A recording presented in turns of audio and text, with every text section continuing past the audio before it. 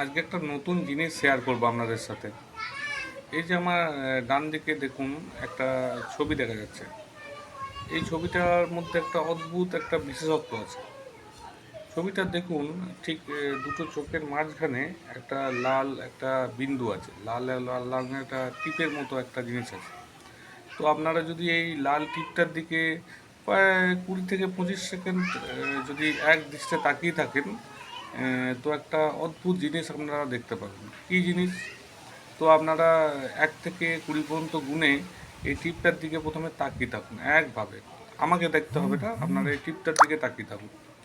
তো তাকানো শেষ হয়ে গেলে আপনারা 2 থেকে 3 সেকেন্ড চোখটা এরমভাবে বন্ধ করুন। চোখটা বন্ধ করে সামনের দেওয়ালের দিকে তাকান। দেখবেন স্বয়ং শ্রীকৃষ্ণকে আপনারা দেখতে পাবেন। স্বয়ং ভগবান শ্রীকৃষ্ণকে আপনারা দেয়ালের মধ্যে স্পষ্ট দেখতে পাবেন।